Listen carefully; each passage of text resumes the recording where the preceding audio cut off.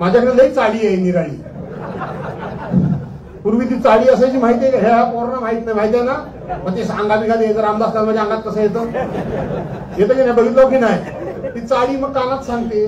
तशा माझ्या चाळ्या बऱ्याच आहेत, मला सांगणार आहे कोण कुठं आहे, कोण कुठं आहे, कोण कुठं आहे. माझं तुम्हाला विनंती आहे की ज्यांची कामं झाली ते पूर्वी येत होते त्यांनी परत या, परत लोकांना समजून सांगा, पुन्हा या, पुन्हा जबाबदारी घ्या, आपण सर्वांनी मिळून पुन्हा उभा करू. करायचं ना? खाली परवा 5,000 मतं मला कमी पडली एकट्या गुहागरमध्ये. मी तुम्हाला शक्तीला सांगू का, मला गुहागरमध्ये कधी मतदान कमी पडेल असं मला कधीच वाटलं नाही, खरंच वाटलं. मी 43 वर्ष मी राजकारणामध्ये आहे. असं बोलताना जपून बोललं पाहिजे, कारण मी एकाचं कौतुक केलं दुसरा नाराज होतो. पण सत्य बोलायला मी कधी मागं पुढे बघत नाही. मी तुम्हाला प्रामाणिक सांगतो, 43 वर्ष मी राजकारणामध्ये आहे. मला इतकं तेव्हा वेदना झाल्या, दुःख झालं, कारण मी नेहमी विचार केला होता आयुष्यात मी कधीही गुहागर तालुक्यामधून मागे येणार नाही, हे माझं स्वप्न आणि माझा विचार. गुहागर तालुका कधी मला असा वाऱ्यावर म्हणजे फसवणार नाही हा शब्द मी प्रयोग करत नाही, पण गुहागर तालुका असा माझ्या बाबतीत वागेल असं मला कधी वाटलं नव्हतं. कधीच मी तुम्हाला शब्देला सांगतो, गुहागर तालुका हा मला कधीच सोडणार नाही. सांगा ना मला, तुम्ही ज्या माणसांनी 40 वर्ष आमदार निवडून दिलेत, काय तुमच्याकडे कामं झाली होती सांगा ना मला. प्रत्येक रस्ता तुम्ही श्रमदानातून केलात की नाही केला? प्रत्येक पाणी योजना तुमच्या मंडळाच्या पैशातून तुम्ही केलीत का नाही केलीत? प्रत्येक सभागृह तुमच्या खर्चातून तुम्ही स्वतःच्या पैशातून बांधलं का नाही बांधलं? कुठल्या प्रसंगाला, कुठल्या अडचणीला कोण होतं? कोण होतं?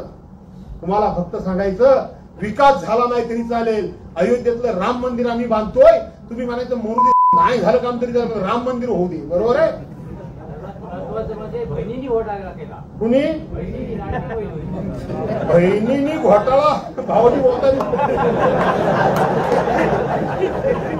असं मध्ये मध्ये वातावरण हलका फुलका पाहिजे. बरोबर आहे? पण भाऊजी, हो भाऊजी गेलं कुठे? हा काय नाव काय तुमचं? माझं नाव काय? गाव कुठलं? बसा बुड्याची. कुठली वाडी? आमच्या प्रदीपची की काय? प्रदीप तुझी वाडी काय रे? बुदरवाडी. मी सांगू काय तुम्हाला, रागवू नका.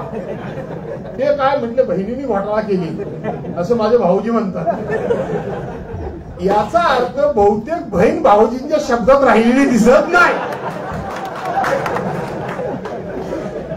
अहो भाऊजी, हे तुमचं खरंच आहे, बहिणींनीच जास्त गडबड केली नाही, खरं सांगतो ते. पण आता त्यांचं प्रबोधन करा, त्यांना सांगा कशा बहिणी म्हणजे कशा. आता हे आमचे अशोक मोरे आहेत, मोरेत ना? आता हे अशोक मोरे आहेत, रागवणार नाही ना? नाही तुझ्या नाकावर रागले असतो. हे आमचे टाक्याच्या वाडीतले अशोक मोरे, हे अक्का पगार बायकोच्या हातात देतात, अक्का. तरी पण बायको म्हणते काय केलं, तिचा गाडसा दिसतोय, खिशात काहीतरी ठेवलं वाटतं ग बाई. नाही काय, ती तंबाखूची पुडी. ती बायको 1500 रुपयाला कशी रे गेली? बरोबर आहे का नाही? थोडा हातात त्याला ते गेल्या बिचाऱ्या फसून, त्या गेल्या म्हणजे त्याच्या आमची पण चूक आहे. आमचे काय लोक त्या 1500 रुपयावर टीका करत होते. अशोक हे असं आहे तसं आहे, ते सर बंद करू. मी सगळ्यांना सांगत होतो हे गाढवासारखं बोलू नका, उलट आपण असं म्हणा 1500 काय 5000 द्या. बरोबर आहे का नाही? ते आमच्या लोकांनी मग हे त्यांनी भाजपवाले पक्के वसतातच. त्यांनी बघा त्यांना आणलं होतं तुमची बंद होईल बंद होईल, मग ते म्हटलं मी मरुदी मिळेल आपलं 1500 रुपये मिळतील, ते पण बंद होतील. बोलले की नाही?